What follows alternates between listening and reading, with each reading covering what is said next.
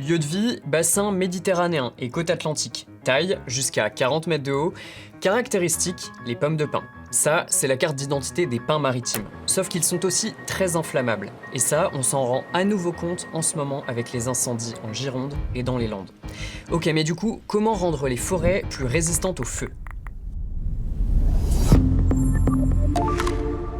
Moi c'est Romain, et dans ce format, pourquoi ? On se pose pas mal de questions que vous vous posez peut-être aussi ou pas. En tout cas, aujourd'hui, on va vous parler des forêts. Au moment où on enregistre cette vidéo, il y a déjà 42 000 hectares qui ont brûlé, en Gironde et dans les Landes. C'est plus qu'en 2022, quand dans la même région, les incendies avaient ravagé 30 000 hectares. Ok, mais pourquoi cette forêt est-elle particulièrement touchée ? Déjà, parce que c'est pas une forêt comme les autres. Le massif des Landes de Gascogne est la plus grande forêt de France, et même d'Europe de l'Ouest. Elle s'étend sur plus d'1,2 million d'hectares. C'est aussi grand que la région Île-de-France. Mais elle a rien de naturel. Cette forêt a été cultivée par l'homme à partir du 19e siècle, pour l'exploitation de bois, en asséchant d'anciens marécages. Résultat, elle est peuplée à 80% de pins maritimes, une essence capable de pousser sur un sol pauvre et très sableux.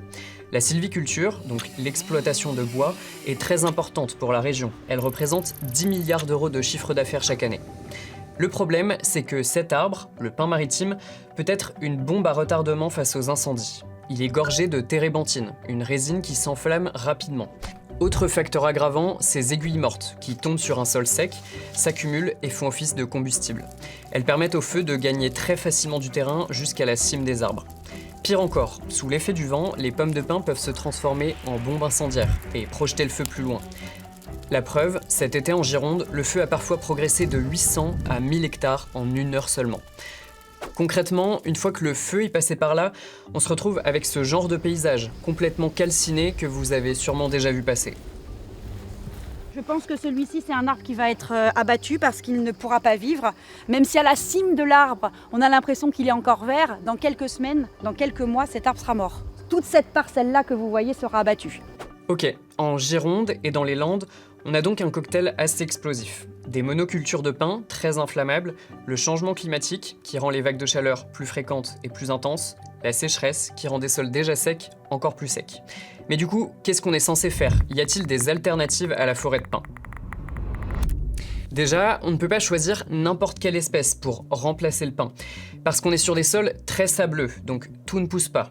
Mais des pistes existent. Après les incendies de 2022 dans la même région, le Centre national de la propriété forestière avait publié ce rapport, toujours d'actualité. Il recommandait alors de garder le pin maritime comme espèce principale, mais pas que. Il faudrait aussi diversifier ce qu'on plante et développer les lisières de forêt qui permettent de ralentir la progression du feu en cas d'incendie. Par exemple, entre nos fameux pins maritimes, il faudrait planter d'autres arbres, notamment différents types de chênes. Leur petit nom, accrochez-vous. Niveau facile, le chêne liège, qui sert à la fabrication des bouchons. Plus technique maintenant, le chêne pédonculé ou le tausin, le robinier faux acacia ou encore le bouleau verruqueux. Si vous avez la main verte, ça vous parle peut-être, perso pas trop. Mais, point commun de toutes ces espèces, elles sont moins inflammables que le pin maritime et retiennent mieux l'humidité. En fait, l'idée ce serait donc de transformer la forêt industrielle artificielle du 19e siècle en forêt plus riche. Mais est-ce que c'est vraiment faisable ? Quels sont les obstacles ?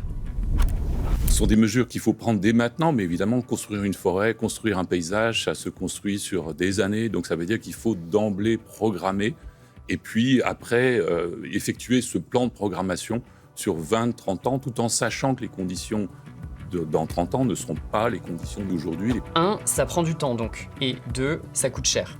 Selon le ministère de la Transition écologique, il faut compter entre 5 000 et 10 000 euros par hectare, selon l'espèce et la région.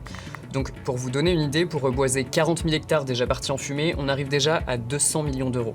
Il faut aussi prendre en compte que 92% de la forêt des Landes de Gascogne appartient à des acteurs privés.